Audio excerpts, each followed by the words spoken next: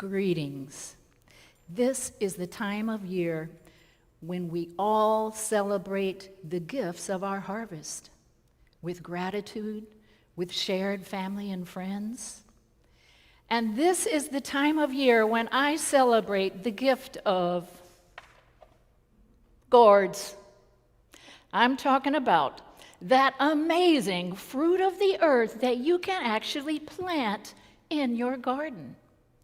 The gourd has many, many, many, many different names because it is found in many, many different cultures, all with different languages. Gourd, calabash, huiro, calabaza, those are just a few. The gourd is the oldest known cultivated plant in the history of civilization. Bet you didn't know that. The gourd dates back to over 3,000 years. In parts of the continent of Africa, remnants of gourds have been found from 3,000 years ago. Some scientists say that the gourd, a long, long time ago, might have actually floated across the ocean with the seeds intact, all the way to South America.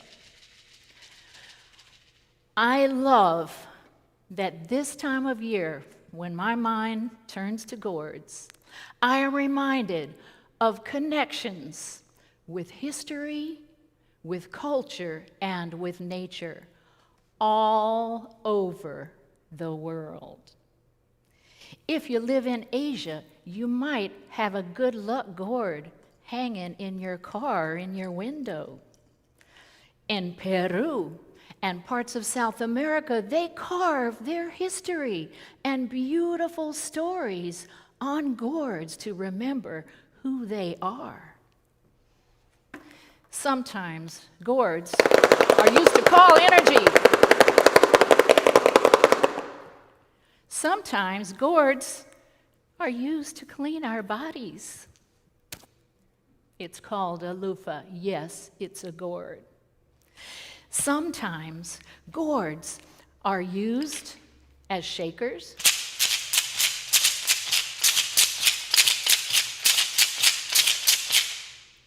Gourds come in many, many shapes and sizes. Some gourds even imitate a pair of spoons.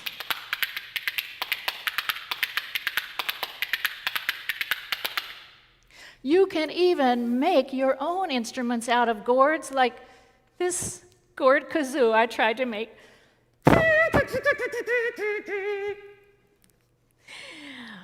Most of all, and most amazing, the gourd is a container. For me, the gourd is a container of spirit, of love, of wisdom, of intentions. But the gourd has been a container in cultures for many, many, many years. And one of its most important uses over centuries, I'm talking about before the invention of plastic, was something really important that we all share.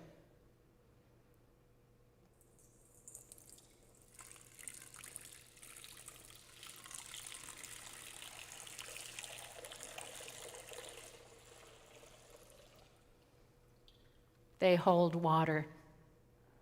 What did people do before they had a plastic container? Maybe they used a ceramic container.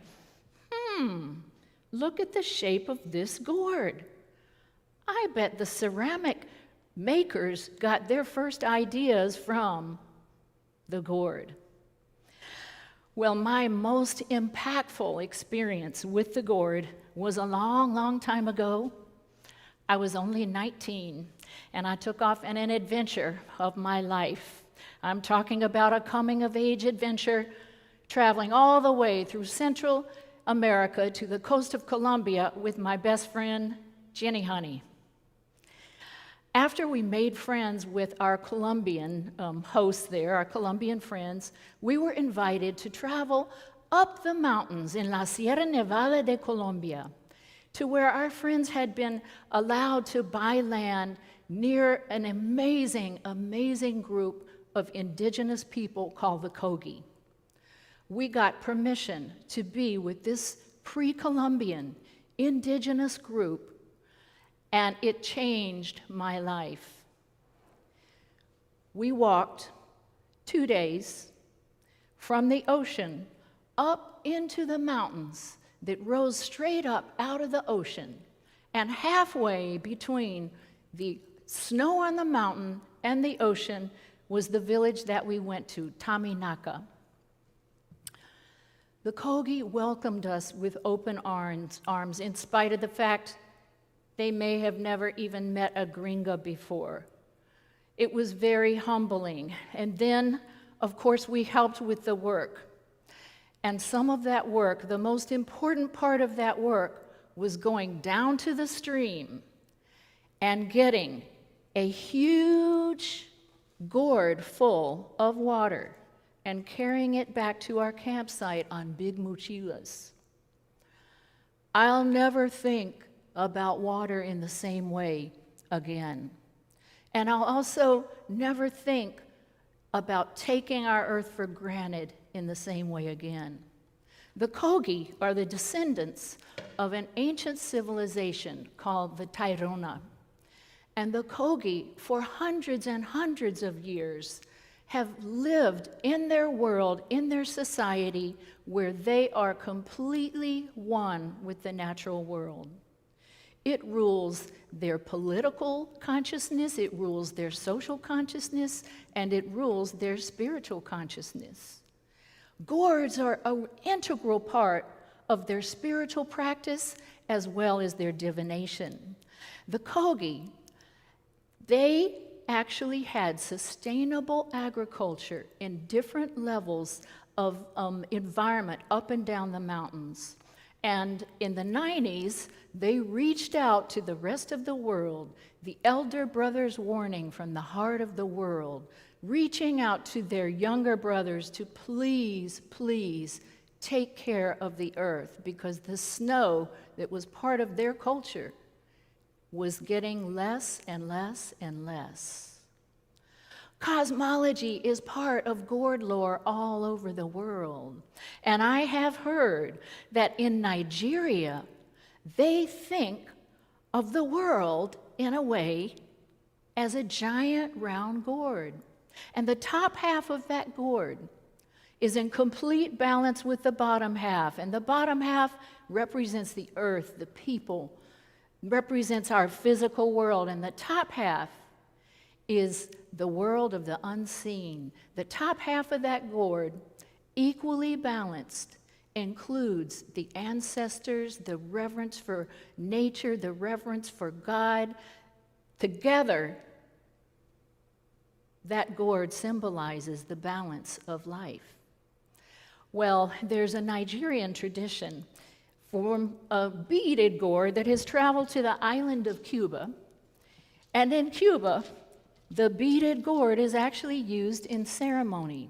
And an orchestra of beaded gourds, along with a bell, along with a bass drum, a tumba, and along, of course, with singers and chorus.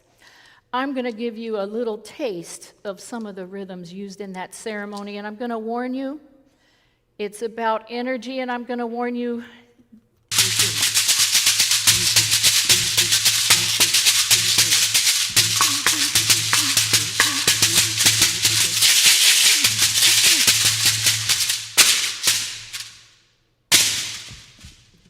they don't do that. That was my part. Some of my teachers, my most inspired drummers, master drummers of the world, introduced me to this half a world here, an instrument that has been used for hundreds and hundreds of years, particularly on the continent of Africa. Women are connected to this instrument because this is what they use to go down to the stream and to wash the clothes and then developed their own styles of music. Well, this upturned gourd is often called the calabash or the fay, and let's see what this gourd wants to say today.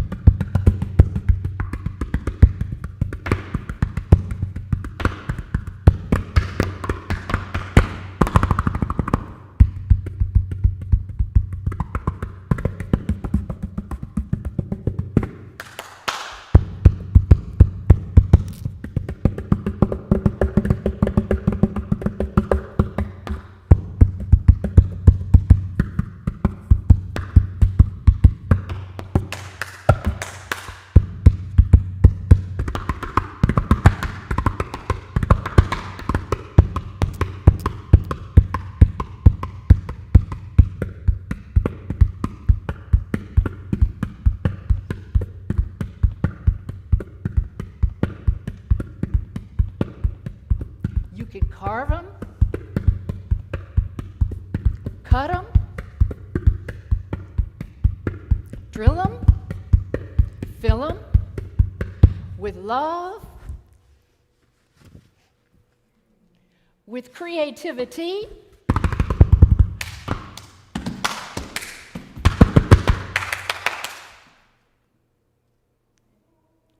wisdom, rhythm of life.